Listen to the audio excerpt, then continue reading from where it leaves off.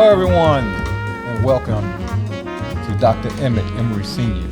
You Better Stand Your Watch, Behavioral Leadership Podcast. Today, I'm a little bit emotional because this will be the last podcast in year 2024, which is a big accomplishment for me.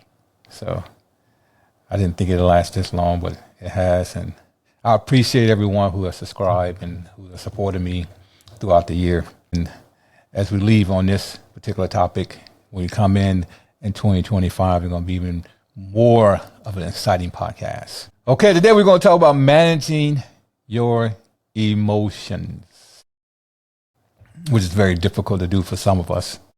It's difficult to do for some of us because, number one, we can even manage our behavior in a positive way or a negative way. It's difficult for some to manage their emotions in a positive way, and it's difficult for some to manage their emotions in a negative way.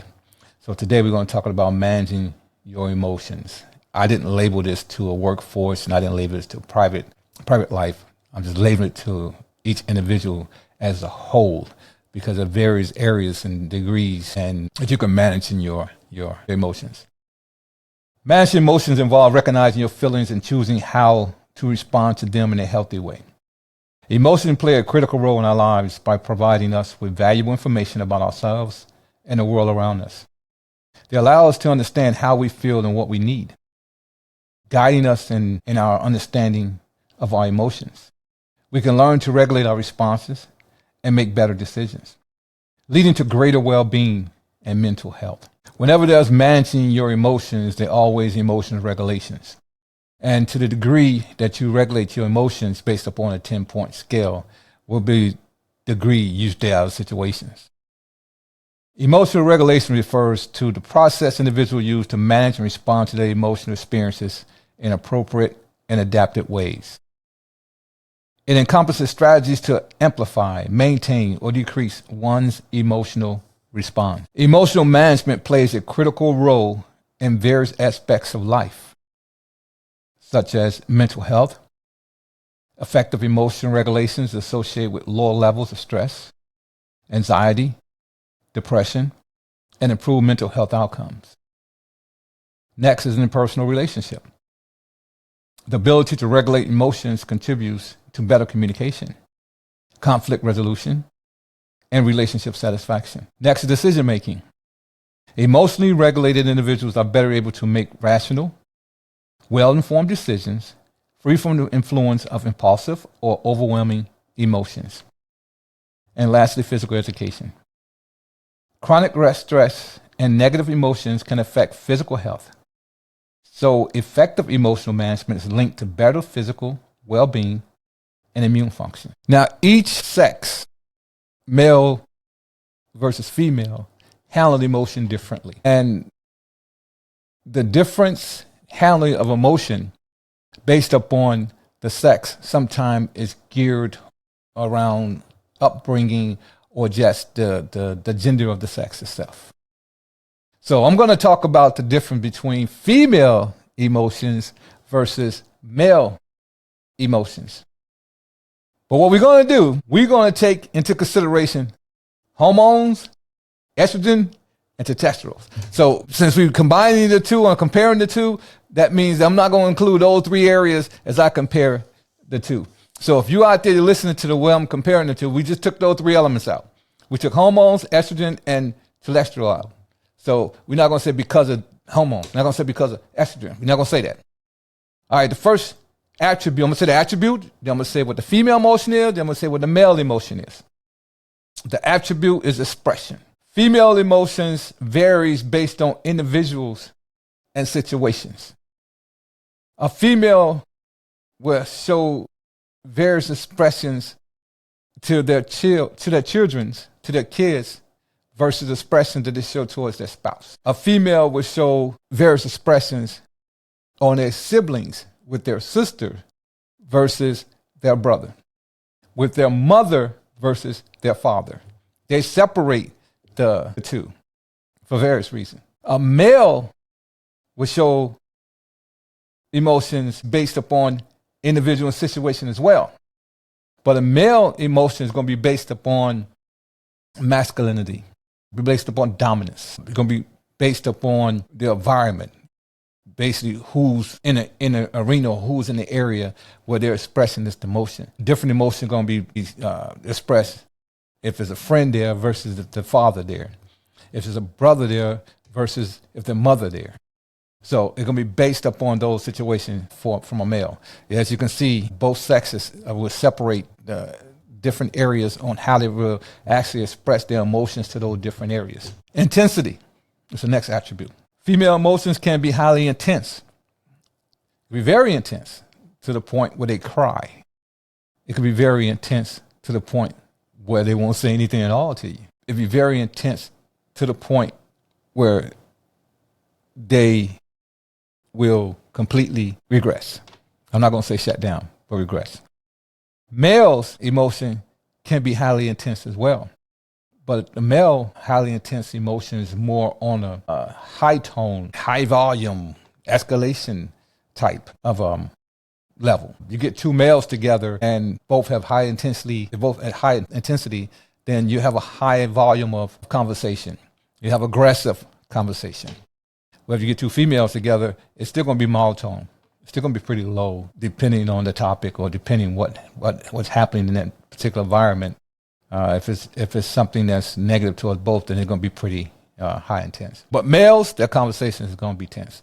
It's going to be emotional, even if it's not of a high volume intense. It's still going to be emotional as well. Next attribute is communication. Female may express emotions more openly.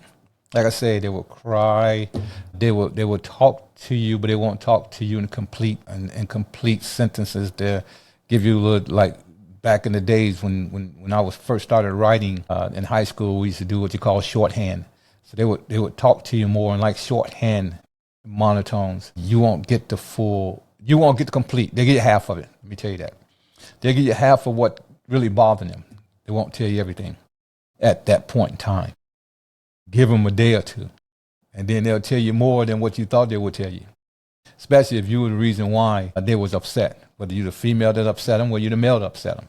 That female didn't have a chance to allow that to marinate in their system. And once that marination is done and they're ready to speak, oh my God, it's like a waterfall for some, and for some they still won't say that much. Males may express their emotion less openly. Males have a tendency to not really come out and speak a lot. Why? It depends on your background, your upbringing as well. If you was raised in an environment where you don't express your emotions because the household didn't express their emotion, well, you're going to not express your emotion. If you were raised in an environment where you felt you express your emotions and the people around you listen to you or they held you express your emotion against you as a negativeness, you're not going to express your emotion.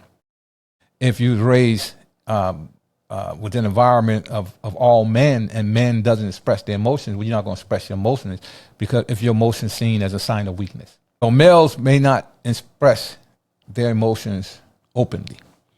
And me being from the baby boomer age, no, I don't openly express my emotions. And sometimes I don't frown down upon, but I look and wonder from the men that for no apparent reason express their emotions. Now it's okay for a male to cry in front of people and including their spouses or older women.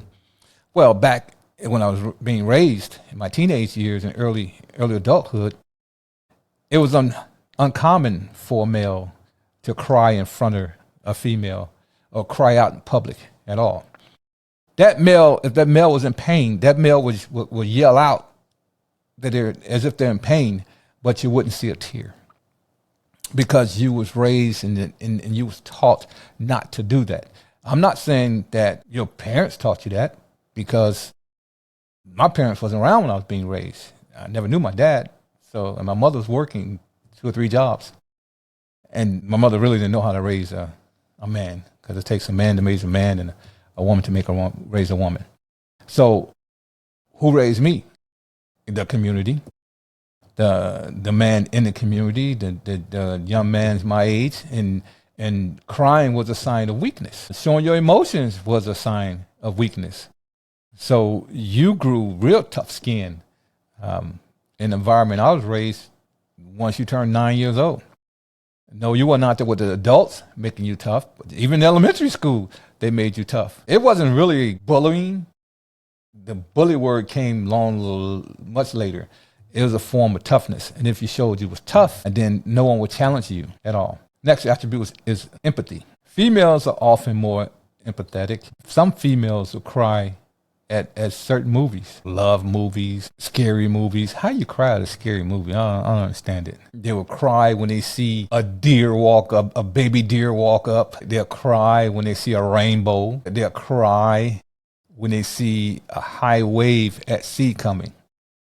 Now, they should be crying and running at the same time, not crying, standing there looking at that wave coming. But they're so emotional, empathetic towards things. If someone said they had death in the family, they will cry for that person because they're very empathetic.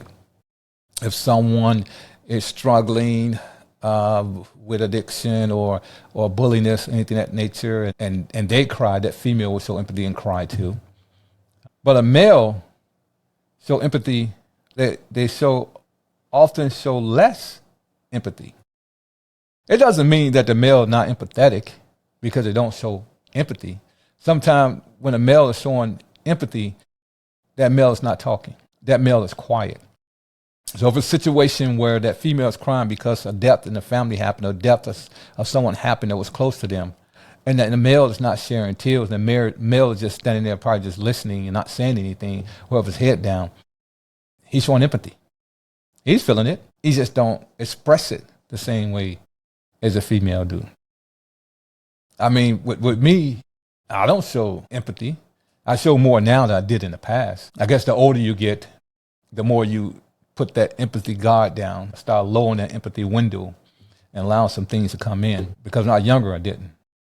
I mean, it was two people I loved most in the world back then. And that was my grandfather and that was my mom. And when my grandfather passed away, everyone cried. I didn't shed a tear. But that didn't mean that I wasn't empathetic towards what was going on, or I didn't have an emotion towards what was going on. So when mother passed away, I was the same way. I didn't show any empathy, but I was emotionally upset and disturbed. And I sat through the entire funeral, never shed a tear. They said I didn't show any emotions. I just sat there. But I was feeling it internally. And then as we stood up, when they was taking the body out, the coffin out, as the coffin passed me, then I just broke down. Empathy, tears, everything. I mean, uncontrollably. Couldn't stand up. I was weak. So it all hit me at once, I guess. When the body passed away, that was telling me that she was actually gone because she was leaving me as they was pulling her out. So that when I showed empathy. And when that event caused me to start letting that window down. And as I let that window down, I become more empathetic towards the people that work for me. I became more empathetic towards my kids and towards other people. Before that, I thought that everyone had an agenda. Everyone had a purpose. When you did something and you wasn't truthful with it, I felt you wasn't truthful with it. I felt it was a scheme when it might not have been that at the time. But once I started showing empathy and started showing compassion, then I was able to see some of the things that was coming to me and understanding how much effect it had on individuals beyond that individual telling me what was going on with individuals close to them. It allowed me to see connection. Next is stigma. Women may face more societal stigma. That goes way back to 1900s. Actually goes way back to biblical days. Women wasn't seen more as an equal. And when women tried to stand out, stigma was placed upon them. And that's still true today, that a woman will get more stigma placed upon her than a male will. And now it's to the degree where they separate the stigma. So an African-American woman will get more stigma than a Caucasian. So a Hispanic woman will get more stigma than a Caucasian. And the Asian and the American Indian woman will get more stigma than the African American and Hispanics. So society has separated that type of stigma as well. If you walk in some of the high corporations, I was in the corporation world, you'll see the difference in the hierarchy of women. You'll see more Caucasian women, and then you see probably one or two more African American women than Hispanic women. And you may or may not see an Asian or American Native woman in the workplace of higher stature, president, vice president, CEO, COO. Male face less societal stigma. A male is supposed to be a provider. A male is supposed to take care of that household. A male supposed to be able to provide for himself and for whoever he's taking care of. Well, the Bible says if a male don't work, he shouldn't eat. Paraphrase that. As far as that part of stigmation, citation, I'm adding words now. I don't know if they actually in the dictionary, but it sounds good flowing off my lip. As far as that goes, everything's equal with stigma across the board with the men. Now, then the stigma breaks down. So it'd be more stigma placed upon African American man than it will be a Caucasian man. There's more stigma placed on a Hispanic man than an African American man. And the Asian man is not too far away from the African American man now, as far as the stigma and hierarchy of the workplace. You go into the hierarchy, you go into the corporation hierarchy with president, vice president, CEO, COO. Some of your organizations don't have African Americans in them. They have Caucasian, they might have Asian, they might have one Hispanic. Some of your corporations don't even have Hispanics in them. Don't have one or two African Americans, one or two Asians, West Caucasian. So up on that high level. But you'll see on the lower level, you'll see a lot of Hispanics, African Americans, Asians working in those environments. So the stigma will be placed that you have to work twice, sometimes 3 times as hard as the average Caucasian in order to be seen or to get to those particular places. That means that you got to have more education. That means that you got to have more experience. That means you got to have a lot of more things in place, intact, than the average Caucasian. Next is perception. Emotions may be perceived as irrational for female perception. Oh, you've been irrational. Oh, you're taking it too far. You're not seeing what I'm seeing. I don't understand what you're talking about because you're not seeing exactly what I'm seeing. Females have a tendency to see beyond the situation that it is. And gentlemen, I want to tell you, about 80% of the time, they are seeing correctly. But they have a tendency to see beyond that situation. Why, I don't know. Because some females never experienced a situation that they're probably seeing beyond. Personally, they might have seen it through others. They might have even seen it through TV shows or read it in a book and actually seen it evolve. Their perception is going to be different than a lot of male perspectives, because they're seeing things a little bit beyond. Now, what they're seeing beyond, is it accurate? I don't know. All depends. If they see something beyond in a relationship, or they see where a relationship is heading because of experience, or they see that you're heading in a way that they predict the other individual to pull you into. It could be you one of the top managers, and then you get pulled into a pool of managers that's doing bad things, and now you become one of the bad managers. So it's perceptions that they see.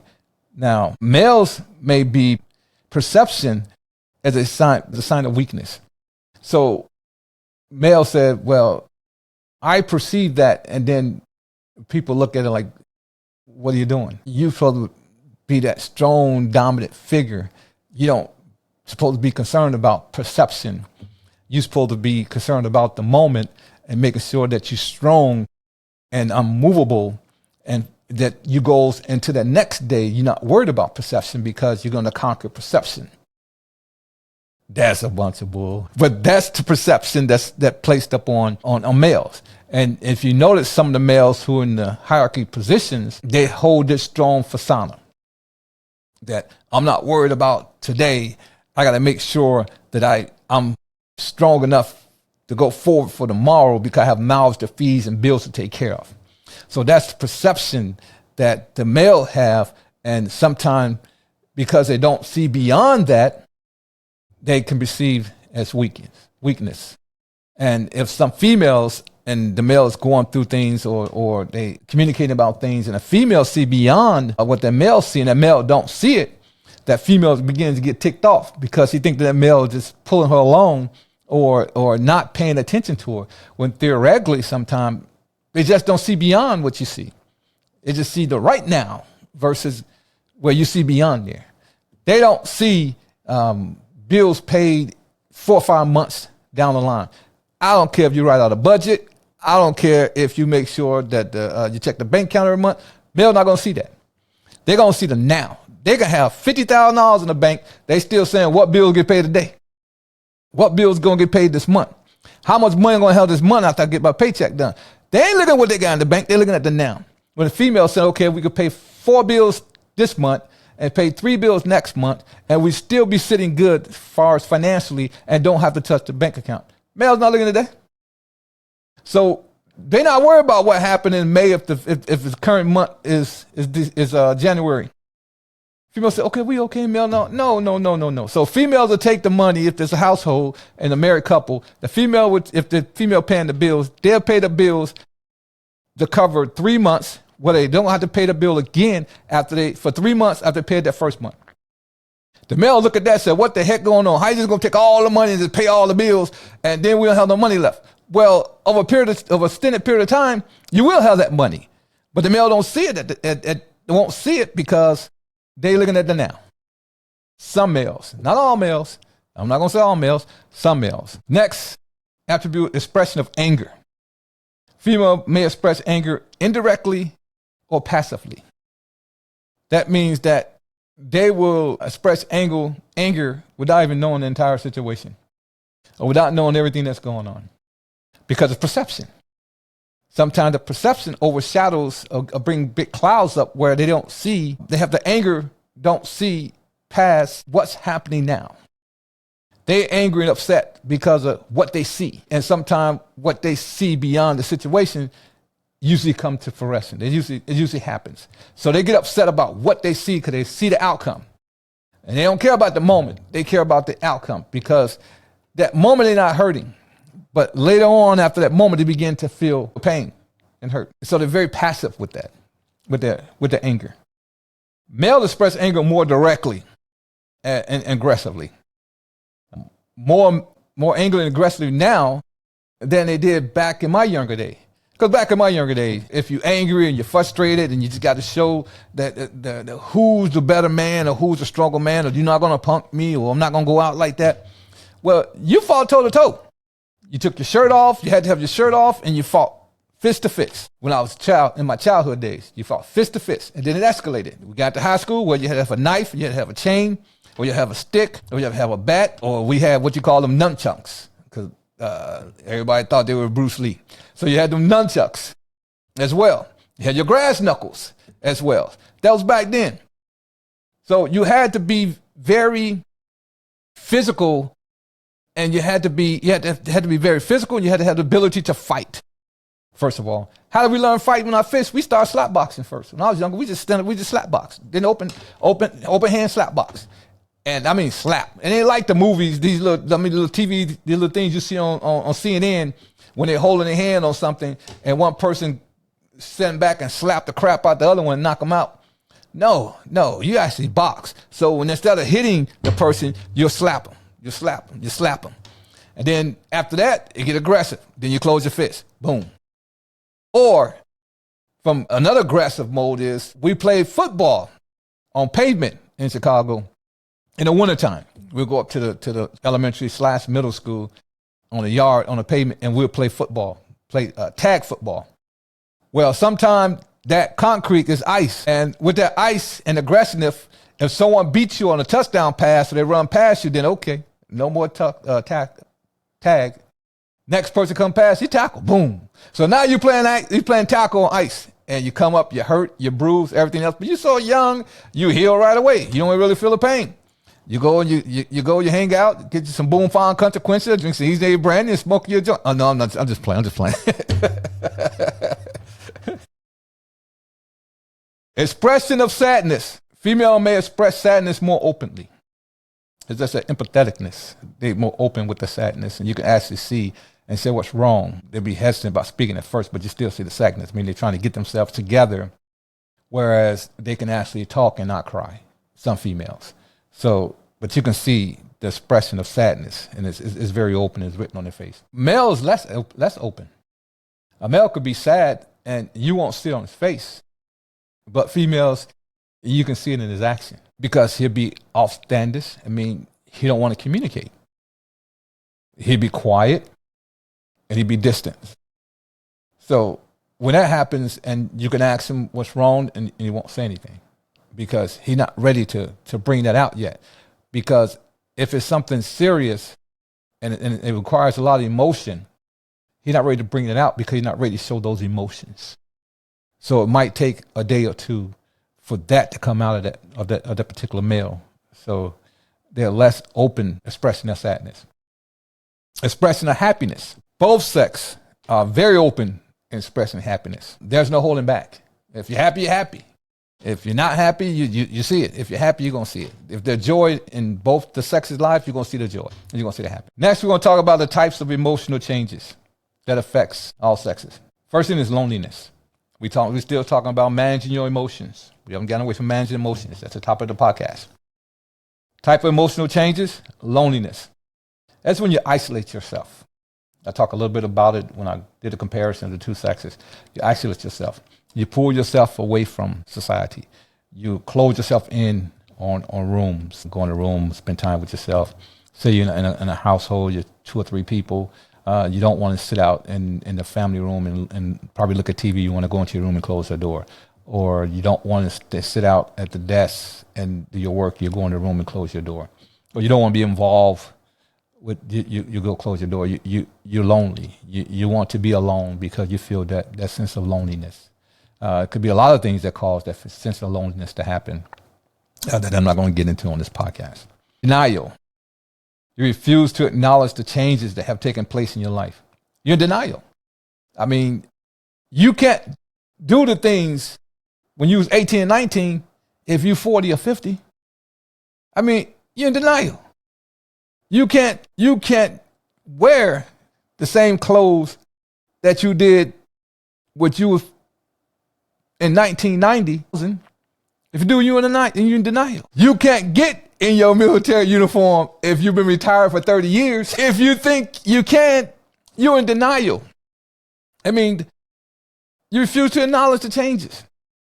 You can't do the things physically at 60 that you did when you was 40.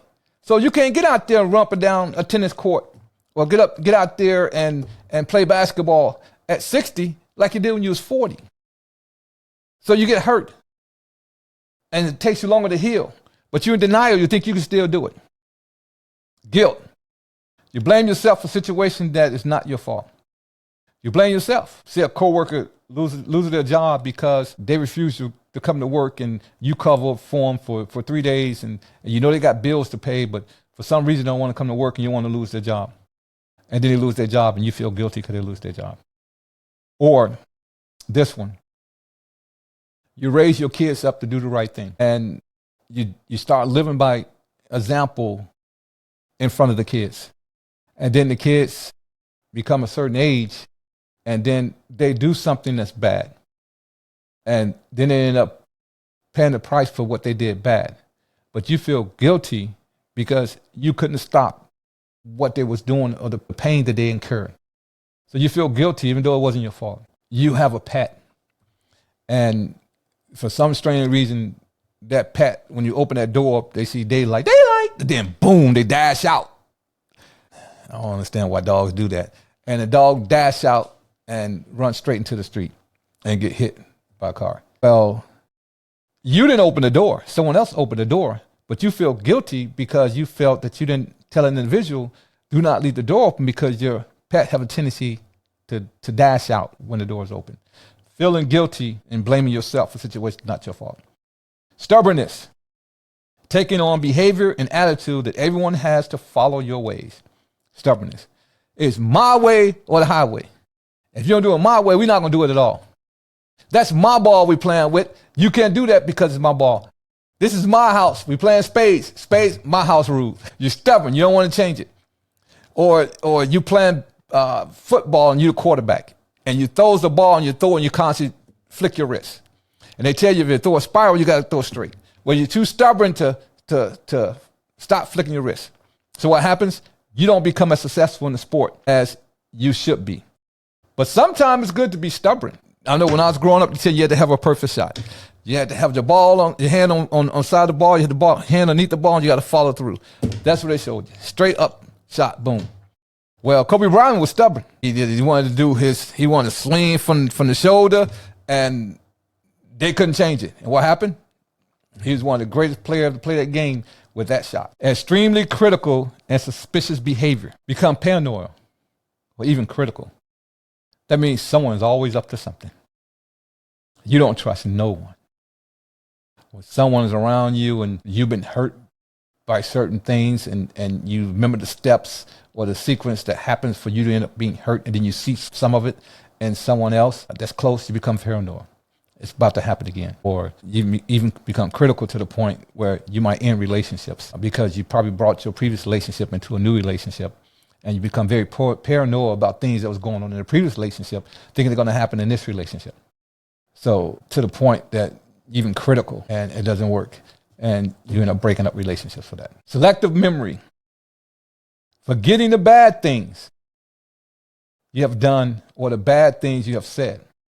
However, remember all the good things you have done or the good things you have said. I'm sure everybody knows someone like that. I mean, that individual is very critical of you. I tell you every bad thing you've done, every bad thing you're doing, every bad thing you said. Forgetting that individual was around you at the time you did the same bad things. So you have selective memory. Oh, let's try this one. Parents in your 50s and in your 60s, and even in your late 40s, and your kids are 17, 18, 19, 20, mid-20s, and you see some of the things they're doing with the drinking and the smoking and the partying and all that stuff, and you feel and you have a sense of a selective memory saying, I can't believe a child will do that. I can't believe you're not into your studies and you're in college. I can't believe you focusing more on partying and drinking than anything else. You didn't use in college. You didn't use in high school. It didn't kill you. It's not going to kill them. They got to go through it. I'd rather them go through it in the senior year and freshman year and sophomore year of college and get it out their system than go through it if they've been married for 4 years or married for 3 years or married for 2 years and it comes out then. You don't have to be supportive of it, but you can tell them through empathy, I understand what you're doing, but be careful. Don't do too much of this because it might lead to this. Now you start telling them based upon experience. So you know the roads, the dark roads you went down, you know the results of the dark roads when you went down them. So now what you do, you're a buffer for them. So you know they're going to experience it one way or another, especially if they go to college. One way or another, if they're on sports, they're going to experience it. As long as they associate with other people, they're going to experience it. So you know it's going to happen. So you are the buffer there to explain to them, hey, if you're going to do this, do it this way. If you're going to do it, don't do it that aggressively. Don't drink and drive. Don't do it. Even though you know you did it when you was younger. Then express to them. They say, well, Dad, you did it. Or Mom, you did it.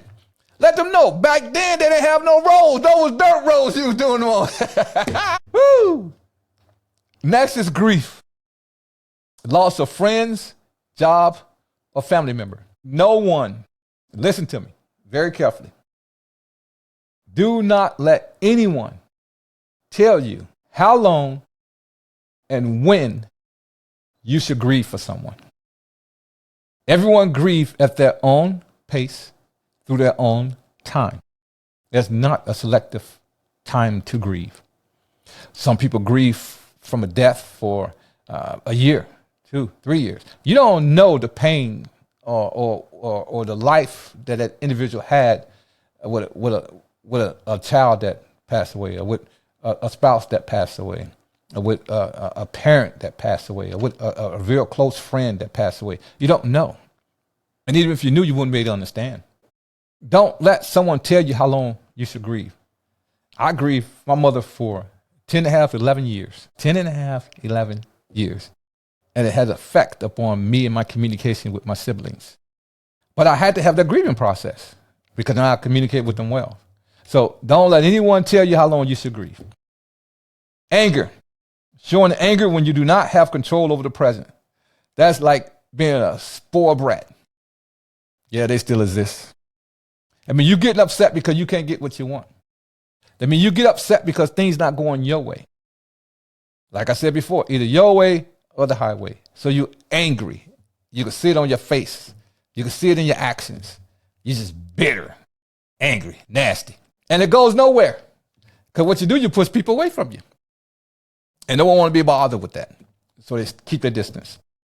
Depression and anxiety. Having prolonged feelings that interfere with your daily lives. That can lead to PTSD. Only thing I'm going to say about that is when you get the feeling like that, you need to do one or two things. Go talk to someone for treatment. And number two, find you a spiritual way of outlet, whether it's meditating, whether it's just sitting around with incense going, whether it's just listening to jazz, whether it's just listening to a tape that lists the environment, what birds just chirping or the ocean just going to bring you down, mellow you out. Regression, return to old behaviors. You can't, I'm going to say this again, you can't be 40, 50, 60 years old and go back to the same behavior way that you were when you were 18, 19, your mid-20s. You can't do it. You can't be married 1, 2, 5, 10, 15, 20, 30 years. Then all of a sudden you want to go back and try to do the same thing that you did before you got married. And this is one that gets me. You have these couples when either the spouse or the husband want to get out of the household. They want to go clubbing. They want to go hang out with the friends. They want to go do other things that doesn't involve that particular spouse. And what they say, well, I didn't get a chance to do this when I was in my teens. I didn't get a chance to do this when I was in my 20s. I was pregnant. We had kids. We got married. Oh. Bottom line is you married right now. So you make that happen. You don't try to do things. You don't regress back to old behaviors. Why do you think they call it the past? You can't jump back to the past. You're in the future. Or you're in the current. You can't do that. Well, you're not in the future. You're in the current. You can't go back to the past. Because what happened in the past, you cannot relive because time won't take you back. You can't go back and say, okay, John Travolta is he did real good dancing. He was a real good dancer back in Staying Alive back in the 70s and say he's a real good dancer now. You can't do that because of a different dance he was doing. That dance don't exist anymore. Last is reminisce. Recollecting experiences or events, dwelling on how things used to be. Well, we used to do it this way. I like the way we did it before. We used to do it that way. Why? Remember we used to use the typewriter. We didn't have to worry about that laptop computer. Boy, I remember when we had that TV, when you had that hanger and you put the hanger on it like the antenna on that TV, and it was black and white. And I don't want to deal with the color right now. I don't think you're going to find anybody to say that, but that's a good example. Reminiscing. All right, I thank you for tuning in today on my last episode for 2024. And I appreciate you for the past 2 years. See if we can make this third year even stronger. As you go into the Christmas holiday, going into next year, I want to make sure I leave each and every one of you with this. Subscribe to me! Thank you! And Merry Christmas and goodbye.